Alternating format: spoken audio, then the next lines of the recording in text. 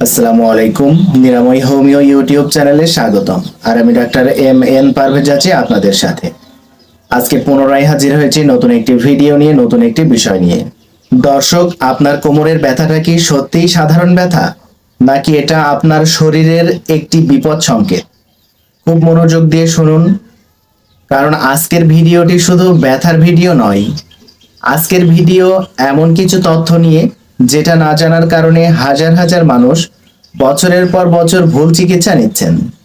আপনার যদি দীর্ঘদিন কোমরের ব্যথা থাকে, বসা থেকে উঠতে কষ্ট হয়, সামনে ঝুঁকলে টান লাগে, পায়ে ঝিনঝিন বা ব্যথা নামে, সকালে শক্ত লাগে, তাহলে এই ভিডিওটি আপনার জন্য অত্যন্ত গুরুত্বপূর্ণ।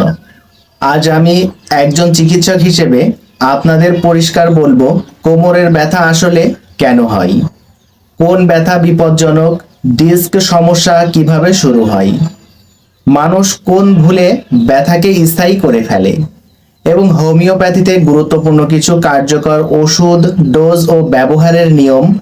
ভিডিওটি শেষ পর্যন্ত দেখুন, কারণ মাঝখানে আমি এমন একটি লক্ষণ বলবো যেটা থাকলে বুঝবেন ব্যথা শুধু মাংসপেশির নয়।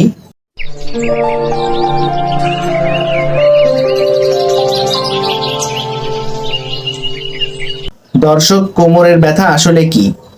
আমাদের কোমরের নিচের অংশকে বলা হয় লাম্বার রিজিয়ন। এই অংশে থাকে হাড়, ডিস্ক, নার্ভ, মাংসপেশি এবং লিগামেন্ট। এগুলোর যে কোনো একটিতে সমস্যা হলেই ব্যথা শুরু হতে পারে। এখন গুরুত্বপূর্ণ বিষয় হলো, সব কোমরের ব্যথা একরকম? উত্তর হলো না। কারো শুধু মাসল স্ট্রেন, কারো ডিস্ক ব্লাজ, কারো সায়াটিকা, আবার কারো ক্ষেত্রে কিডনি বা অন্য রোগ থেকেও ব্যথা আসতে পারে। তাই শুধু ব্যথা কমানো চিকিৎসা না, কারণ বুঝে চিকিৎসা করাই আসল বিষয়। দর্শক, এই পর্যায়ে জানবো সবচেয়ে বিপজ্জনক ভুল। এখন আমি এমন একটি ভুলের কথা বলবো যেটা প্রায় 80% মানুষ করেন। ব্যথা হলেই পেইন কিলার। প্রথমে কি হয়? ব্যথা কমে, রোগী ভাবে ভালো হয়ে গেছে, কিন্তু ভিতরে ভিতরে প্রদাহ বাড়তে থাকে, ডিস্কের চাপ বাড়ে, নার্ভ ইরিটেশন বাড়ে। ফলাফল একদিন হঠাৎ পায়ে ব্যথা নামা শুরু। এটাই সায়াটিকার শুরু হতে পারে। দর্শক, কোন লক্ষণগুলো অবহেলা করবেন না, খুব গুরুত্বপূর্ণ অংশ। এই লক্ষণগুলো থাকলে অবহেলা একদমই করা যাবে না। কোমর থেকে পায়ে ব্যথা নামা, ঝিনঝিন, পা অবশ লাগা, বেশি সময় বসে থাকতে না পারা, হাসি বা কাশিতে ব্যথা বাড়া, সকালে শক্ত হয়ে থাকা, এগুলো ডিস্ক বা নার্ভ ইনভলভমেন্ট এর লক্ষণ হতে পারে। দর্শক, আধুনিক জীবনের কারণে কেন বাড়ছে? আগে এই সমস্যা বেশি ছিল বয়স্কদের, এখন 20 থেকে 30 বছর বয়সীদেরও হচ্ছে। কারণ দীর্ঘক্ষণ মোবাইল ব্যবহার, ভুলভাবে বসা, একটানা চেয়ারে কাজ, ব্যায়ামের অভাব, অতিরিক্ত ওজন। শরীরকে যত কম নাড়াচাড়া করবেন, কোমরের উপর চাপ তত বাড়বে। দর্শক, এই পর্যায়ে জানবো হোমিওপ্যাথিতে গুরুত্বপূর্ণ চিকিৎসা। এখন আসি সবচেয়ে গুরুত্বপূর্ণ অংশে। আমি এখানে অপ্রয়োজনীয় 20টা ওষুধ বলবো না, শুধু গুরুত্বপূর্ণ কয়েকটি ওষুধ বলবো যেগুলো বাস্তবে খুব বেশি দরকার হয়। প্রথমে যে মেডিসিনটি আছে সেটি হচ্ছে রাস্টক্স। যদি ব্যথা বিশ্রামে বাড়ে, নড়াচড়া করলে ধীরে ধীরে আরাম লাগে, ভেজা বা ঠান্ডায় সমস্যা বাড়ে, এটির ডোজ রাস্টক্স 30 শক্তির মেডিসিনটি 4 ফোঁটা করে আধা কাপ পানিতে মিশিয়ে দিনে 3 বার, খাবার 30 মিনিট আগে খেতে হবে। ক্রনিক ক্ষেত্রে রাস্টক্স 200 শক্তি, সপ্তাহে একদিন সকালে খালি পেটে 4 ফোঁটা করে খাওয়া যেতে পারে। এরপর যে মেডিসিনটি আছে সেটি হচ্ছে ব্রায়োনিয়া অ্যালবাম। যদি সামান্য নড়লেই ব্যথা বাড়ে, রোগী চুপচাপ শুয়ে থাকতে চাই, চাপ দিলে ব্যথা, এটির ডোজ ব্রায়োনিয়া 30 শক্তির মেডিসিনটি 4 ফোঁটা করে দিনে 3 বার, 5 থেকে 7 দিন খেতে হবে, খাবার 30 মিনিট আগে খেতে হবে। এরপর যে মেডিসিনটি আছে সেটি হচ্ছে আর্নিকা মন্ট্রানা।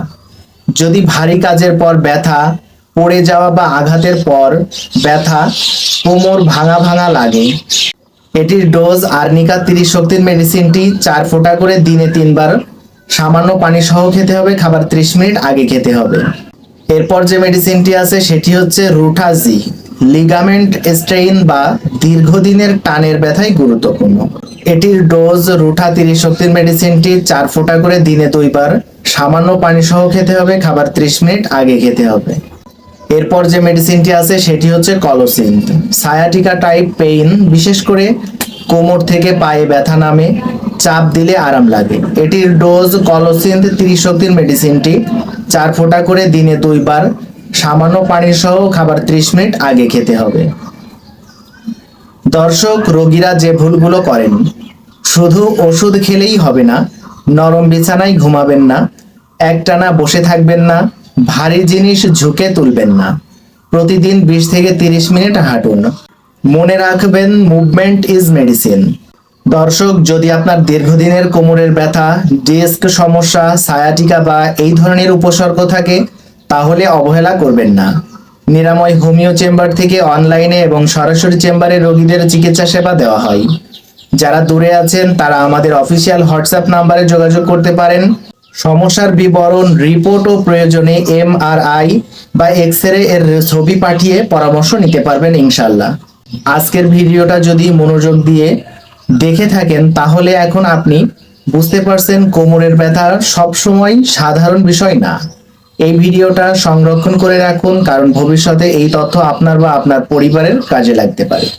ভিডিওটি ভালো লাগলে লাইক দিন, কমেন্টসে লিখুন সুস্থ কোমর চাই, আর শেয়ার করুন, কারণ অনেক মানুষ এখনো ব্যথাকে হালকা ভেবে ভুল করছে।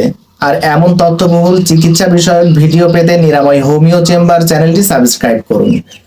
দেখা হবে পরের কোনো ভিডিওতে। সেই পর্যন্ত সবাই ভালো থাকুন, সুস্থ থাকুন। আল্লাহ হাফেজ।